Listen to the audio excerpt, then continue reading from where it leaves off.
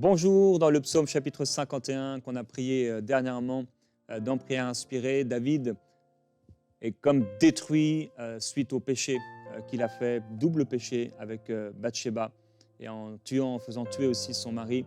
Et on a vu ensemble que ça a été un tournant dans la vie de David. Le tournant, ça a été ce péché. Il y a eu un avant, il y a eu un après. Dans nos vies, parfois, il peut y avoir des pressions. Il y a des pressions qui sont là. Rappelez-vous que Jésus a été tenté en toutes choses, comme nous, mais lui, sans jamais commettre le péché. Hier, on a commencé à parler de ces stratégies diaboliques pour nous détruire, mais également des stratégies divines pour que nous puissions marcher dans la victoire et contre-attaquer cela. Aujourd'hui, nous allons parler d'un nouveau type d'esprit avec notre invité Yvan Carleher, et je te laisse tout de suite la parole. Bonjour. Merci d'avoir eu le courage d'approfondir ce sujet difficile. Comment détruire les stratégies, les tactiques du diable. Et on va reprendre le texte que l'on avait lu hier parce que c'est incroyable. Le texte de la Bible, on lit des fois comme si, sans rien comprendre, en se disant « Ah, c'est un livre d'histoire » et en fait, c'est incroyablement puissant. Voici ce qui se passe, on est en l'an 700 avant Jésus-Christ. Il y a un roi qui est un homme de Dieu incroyable et qui règne à Jérusalem. D'ailleurs, c'est peut-être le seul roi pendant des générations qui a décidé de mettre Dieu en premier dans sa vie. C'est le bon roi Ézéchias. Sache que Dieu approuve, il est fier de toi. Lorsque tu mets en place des principes dans ta vie, Dieu est de ton côté. Il est dans Jérusalem, il règne sur le pays d'Israël. Mais, il va devoir faire face à une puissante armée, une armée qui vient du royaume de cette terre, qui est le royaume d'Assyrie, qui est dirigé par un général, et ce général s'appelle Tartan. Tu étais là hier avec nous. Il est un général basé sur la violence, et la première des attaques du diable, c'est les attaques de la violence. On relit ensemble le texte. Donc dans le deuxième livre des rois, au chapitre 18, on attaque le verset 17. Le roi d'Assyrie envoya de Lachis à Jérusalem, vers le roi Ézéchias, 3 personnes. Tartan, Rabsaris, note-le, parce que c'est nos devoirs du jour, Rabsaris et Rabshaké, avec une puissante armée. Ils appelèrent le roi. L'ennemi appelle ta vie. Et le roi va répondre avec 3 personnages extrêmement importants que l'on verra le reste de cette semaine. Eliakim, fils d'Hilkija, chef de la maison du roi. Shebna, le secrétaire. Et vous noterez aussi le fils d'Azaph, l'archiviste. On va voir ça ensemble. Papa, s'il te plaît, toi qui permets que je sois ici en cet instant, toi qui permets que mon frère, ma sœur soient devant leur écran en cet instant, expose, révèle, fais-nous comprendre les stratégies que Satan a préparées contre notre vie afin de pouvoir, nous, par ta grâce, les contrer. Et je dis cela au nom de Jésus. Amen. Allons, on attaque ensemble. Alors, comme je vous ai dit hier, Tartan, je le comprends. La première attaque dans ta vie, lorsque tu as décidé de marcher avec Dieu, c'est la souffrance. Satan va utiliser la souffrance pour te faire douter de l'existence et de l'amour de Dieu. Il va essayer de te faire croire que Dieu non seulement permet, mais est l'auteur de la douleur, ce qui n'est pas le cas. Au contraire, Jésus est venu à la croix pour briser le pouvoir de la mort et de la souffrance. Donc, hier, on a fait obstacle à Tartan, général en chef de l'armée du roi. Mais qui est ce Rabsaris? Rabsaris. Vous avez déjà entendu le nom ou pas? Rabsaris. Est-ce que vous avez déjà entendu un message, une prédication dessus? Rabsaris. Est-ce que vous avez identifié Rabsaris dans votre vie? Qui est Rabsaris? Allez, on cherche. Alors, tu vas en encyclopédie biblique, tu recherches, c'est un titre. C'est-à-dire que c'est pas un prénom, Rabsaris, c'est une fonction. Comme Tartan n'est pas un prénom, Tartan, c'est une fonction. Général en chef de la cruauté. Par contre, Rabsaris, c'est qui? Cherchez. Je veux que ça t'imprègne. Rabsaris, c'est le chef des eunuques. Qu'est-ce que c'est que cette histoire? Chef des eunuques. C'est quoi les eunuques? Les eunuques, c'est ces hommes qui avaient en charge le harem du roi d'Assyrie.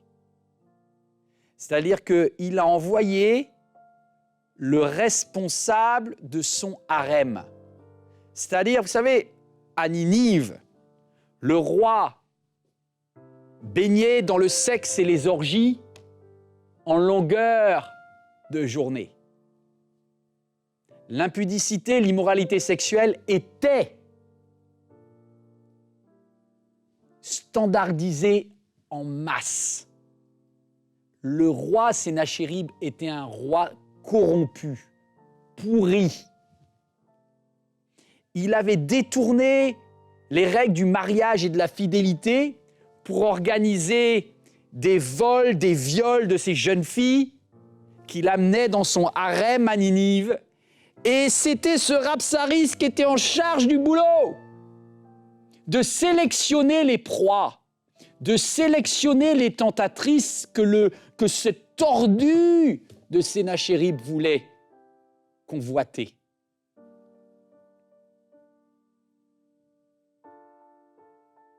Tu comprends maintenant? Qui est Rabsaris? Rabsaris, c'est toute cette tentation d'immoralité sexuelle qui est autour de toi, autour de ta vie. Je vous ai dit, Satan n'a pas beaucoup de cartes dans son jeu contre une enfant de Dieu, contre un enfant de Dieu. Il en a 3. On a vu la douleur, carte numéro 1 avec Tartan. Il a une deuxième carte, l'immoralité sexuelle. L'immoralité sexuelle, elle va te chercher dans tes besoins. Parce que nous sommes des êtres faits de chair. Nous avons un corps. Notre corps a des hormones. Nos hormones agissent sur notre âme. On a des désirs et c'est bien et c'est merveilleux. La sexualité, c'est un cadeau de Dieu. Regardez les émissions qui ont été tournées ici à EMCI. Vous avez des émissions formidables pour une belle sexualité avec Dieu. Et ça peut être extraordinaire quand cette sexualité est bâtie avec l'aide de l'Éternel. Ton mariage est une fête. Mais le rêve de l'ennemi, c'est d'exploser, de casser, de frustrer, de te faire passer d'une situation de louange à une situation de convoitise. Et c'est là où il est fort quand même. Parce que moi, franchement, j'aurais jamais pensé en tant que roi de Ninive, mettez-vous 30 secondes, quelle idée d'amener le chef du harem quand même. Qu'est-ce qu'un chef de harem va faire contre ces personnes à Jérusalem? Lis ta Bible, Nombre 22, Nombre 23, Nombre 24, Apocalypse 2. Qu'est-ce qu'il est dit?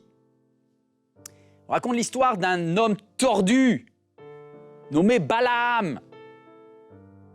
Balaam fait une alliance toujours avec un roi impie, le roi de Moab, et le roi de Moab lui dit « Maudit le peuple de Dieu !» Il lui dit « Tartan, casse-les, brise-les !» Balaam arrive, il essaye de soutenir les projets démoniaques, diaboliques, en disant « J'essaye de... » Mais il ne peut pas sortir de malédiction. Pourquoi? Parce que quand Dieu est avec toi, qui sera contre toi? Et quand Dieu dit stop, Tartan est remis au placard. Dégagé. Repoussé, même pas au placard, dehors de ta maison, dehors de ta ville. Loin. Il ne peut pas supporter la présence de la sainteté. Alors du coup, Balaam, qui connaît très bien comment fonctionne le peuple de Dieu, dit ceci au roi pourri, tordu, qu'est Balak. Il lui dit on n'a pas la possibilité de les détruire avec des armes conventionnelles. Mais, puisque Dieu les protège, ils sont intouchables. Mais si tu arrives à les amener à se salir eux-mêmes, alors ils perdront la protection divine. Parce que en provoquant cette souillure, cette salissure, Dieu va devoir se distancier parce que Dieu ne supporte pas le péché. Donc, ils vont eux-mêmes se saborder.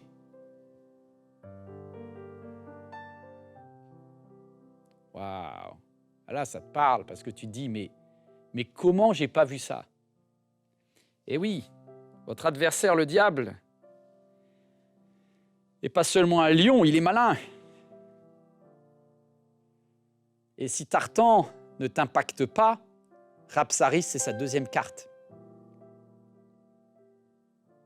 Rabsaris va attaquer ton mariage. Rabsaris va attaquer ton célibat. Rabsaris va attaquer ton ado. Vous savez, je suis tellement triste. Combien de nos jeunes, garçons et filles,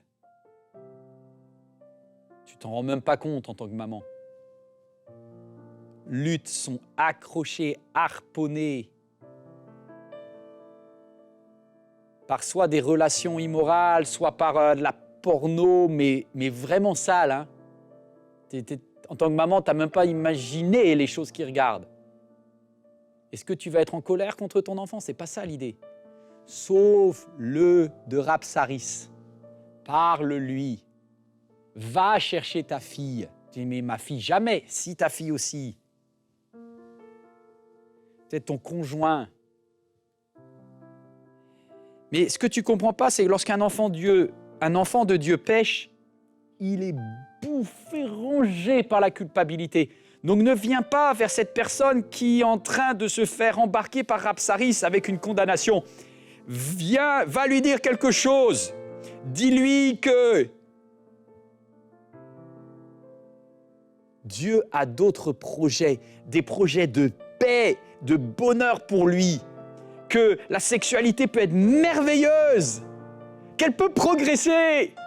Ton mariage peut progresser dans ce domaine. Dis à ta fille, dis à ton fils que la sexualité, c'est un don de Dieu et qu'il y a de la joie dedans. Et que Rabsaris ne passera pas. Rabsaris me fait me salir. Et ce qui se passe, c'est que, et je l'ai constaté bien de fois, combien de fois un ado de 15 ans vient à l'église et ne prend pas la Sainte Seine? Pourquoi, à ton avis? Parce qu'alors qu'il est devant Dieu, il ne te le dira pas, hein? Il n'ose pas t'en parler. Mais il est comme ça. Et dans son cœur, il se dit, ce que je fais n'est pas bien. Je n'ai pas le droit. Et c'est la double peine. Parce que non seulement il se sent sale, mais en plus il se prive de la grâce de Dieu. Et il y a une espèce de cercle vicieux qui se met en place. Regarde ce qui est marqué dans Apocalypse. Apocalypse chapitre 2. Je lisais avec Jérémie cela, et effectivement, Dieu dit, j'ai des choses contre toi. Tu as des gens qui sont attachés à la doctrine de Balaam, qui enseignaient à Balak à tendre un piège aux Israélites pour qu'ils se livrent à l'immoralité sexuelle. Ah, le voyou. Ah là, ça m'énerve. Ah, ça m'énerve, mais je ne vais pas être en colère contre les enfants de Dieu, je suis en colère contre les Rabsaris. Est-ce que j'ai une armée avec moi, là, aujourd'hui, en cet instant? Est-ce qu'il y a un papa, une maman, un homme, une célibataire, un frère qui dit « Moi et ma maison, nous servirons l'Éternel et je vais m'opposer aux œuvres de Rabsaris ». C'est possible, c'est possible. Maintenant, ça ne va pas être facile. Et le combat se joue aussi dans la prière. Le combat se joue sur tes genoux. Tu es sur la muraille et tu vas voir que Rabsaris n'est peut-être pas encore entré. Rabsaris a envie d'infiltrer la ville, mais Rabsaris n'est pas dans la ville. Bloque-le, mets-toi sur la muraille et tu lui dis « Rabsaris, tu ne passeras pas. Ne te trompe pas. Ne te trompe pas de combat. N'attaque pas les tiens. Protège les tiens. Aime-les. Tu n'es pas là pour juger. Tu es là pour aider. Avant de prier, je voudrais te dire quelque chose. Parce que quand même, on a des spécialistes de la sanctification par le massacre dans nos églises. Des grands hommes et des grandes femmes de l'Éternel qui ont l'impression qu'ils doivent utiliser du napalm pour tout purifier, tout brûler. Fais pas ça. Fais pas ça.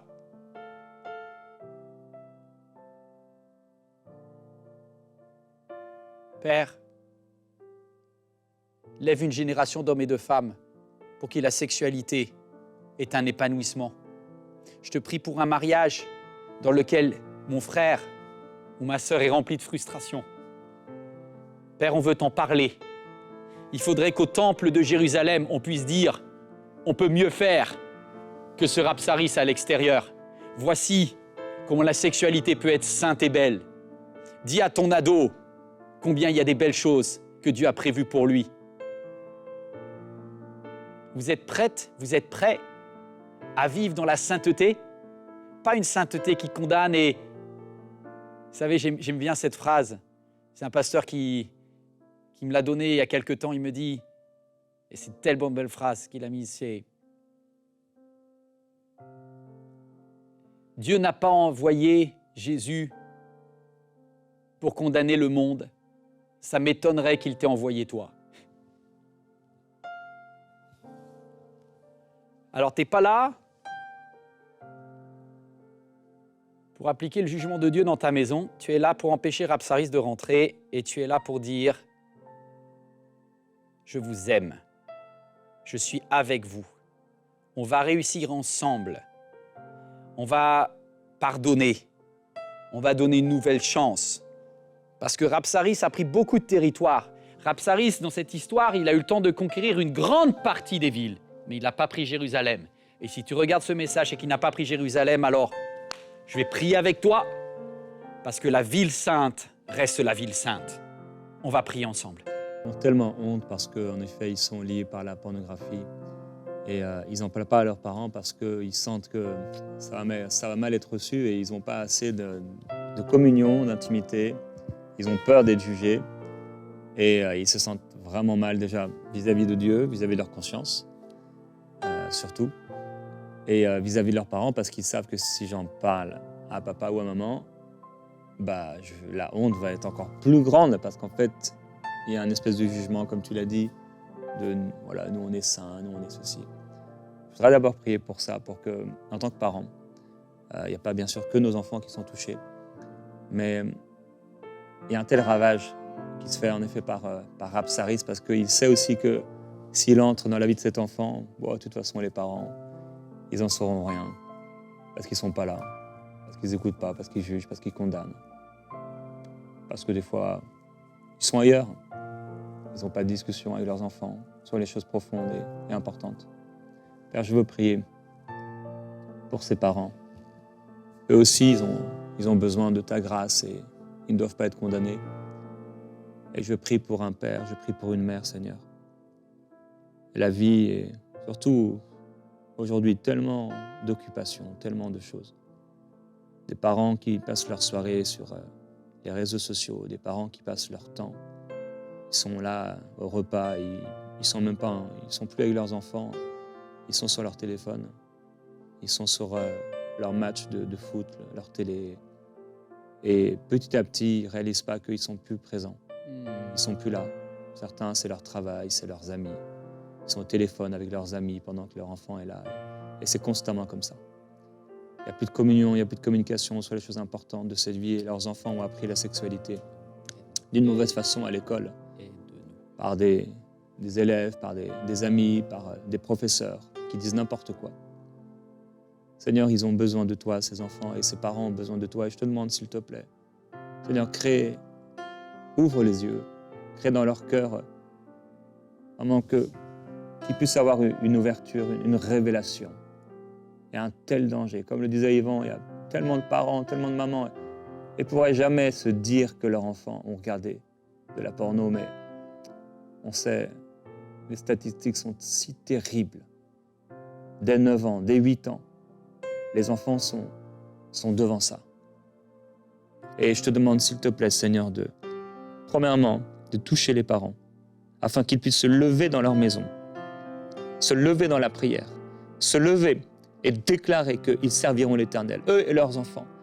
Déclarer que personne, que Rabsaris ne touchera pas leur vie, leur maison, que l'ennemi ne touchera pas leur maison, que leur cœur eux-mêmes soit gardé et purifié devant toi et qu'ils puissent parler, communiquer, soutenir par ta parole celui qui est affligé, celui qui est tombé, celui qui est condamné, qui se sent condamné, qui est culpabilisé sous la honte, sous le poids de la honte et du péché.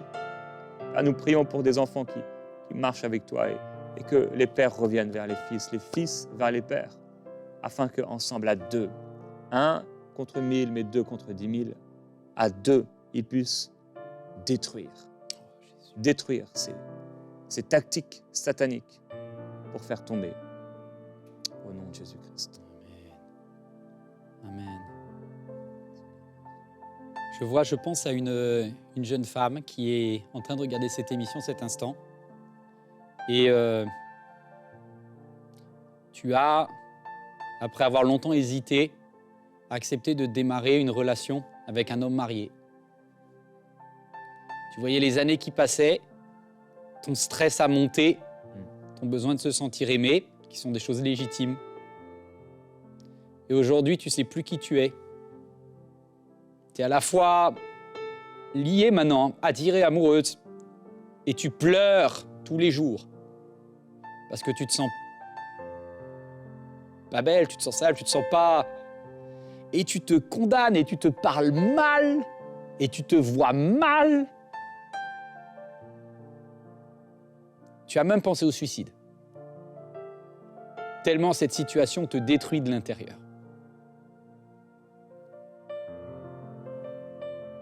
Ne fais jamais ça. Je parle du suicide, ne fais jamais ça. Ne donne pas à Rabsaris la possibilité d'aller jusqu'à détruire ta vie. Deuxièmement, écoute ce que je te dis. Il y a une différence entre une chrétienne qui est dans une situation de péché et une non-chrétienne qui est en situation de péché. Parce que toi, tu le vis mal et c'est la preuve que le Saint-Esprit est encore là. Et Dieu t'aime tellement, il dit, tu sais pas quoi, j'ai un vrai problème. T'as oublié que t'es une princesse. T'as oublié que t'es ma fille chérie. Tu pourras pas lâcher cet homme si t'as pas une révélation de la beauté de Dieu. Mais pas de la beauté de Dieu, de lui seulement, ta beauté à toi. Combien tu es une femme extraordinaire. Dieu est fier de toi, tu es sa fille bien-aimée. Il vient vers toi et te met une nouvelle robe. Une robe de sanctification, une robe blanche, une robe de beauté. Il te dit, voici qui tu es. Il te dit qu'il t'aime. Oh, est-ce que tu le crois?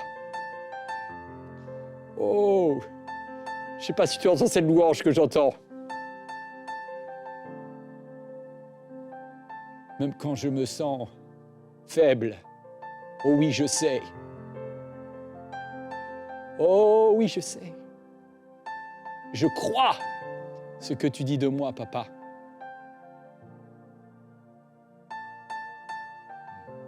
Je ne suis pas à ta place.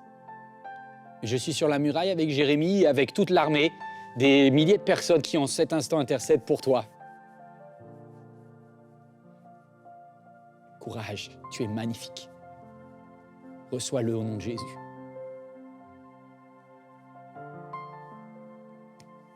Casse tout lien de Rabsaris dans ta vie. Lève-toi vers le Père, qui te prend dans ses bras et qui te serre, qui te dit « ma fille bien-aimée ». Et toi, peut-être comme le fils prodigue, tu dis « me serre pas trop fort, je sens pas bon, je me sens mal ».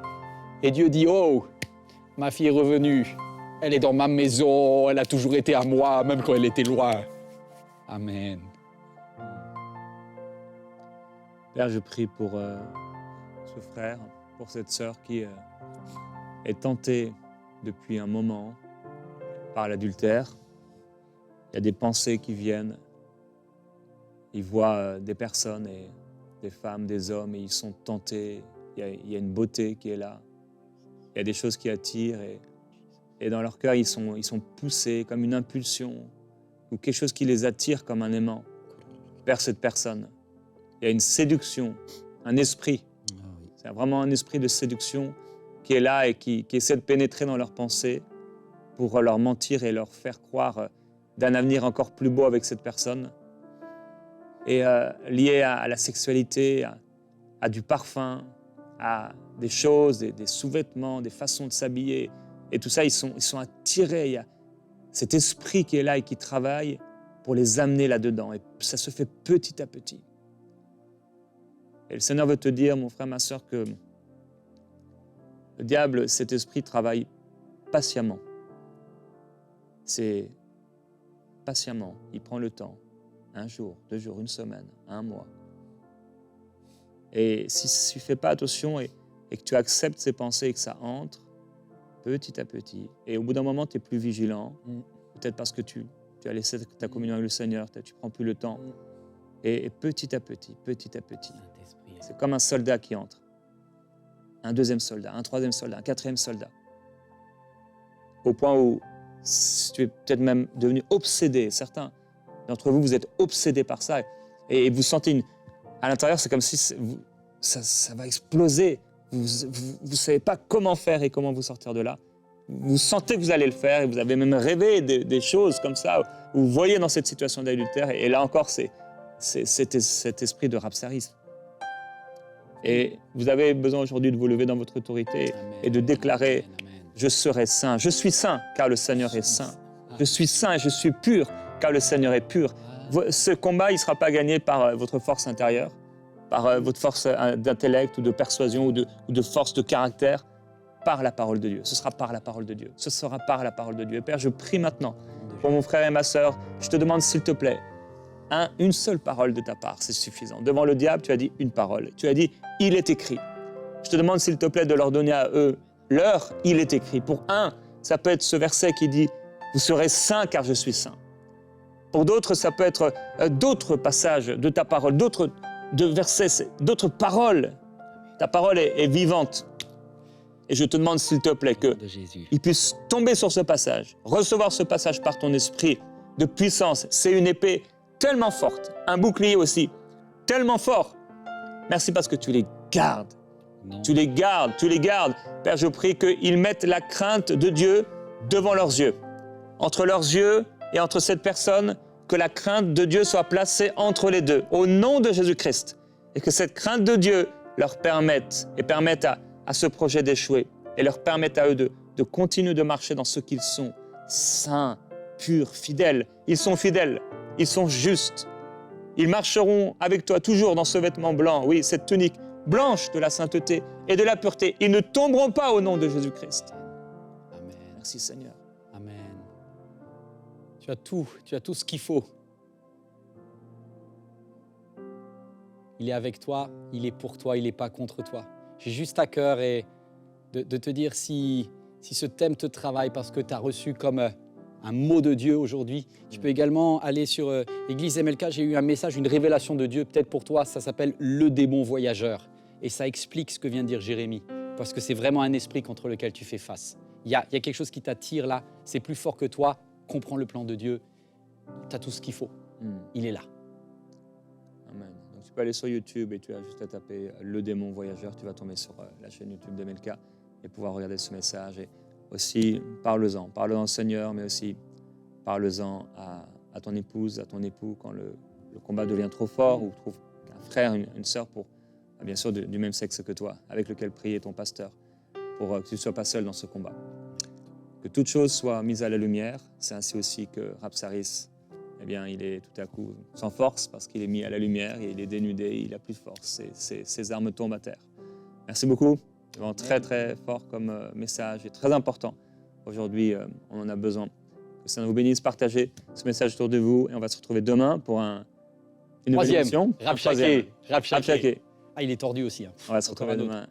demain dans Prière Inspirée.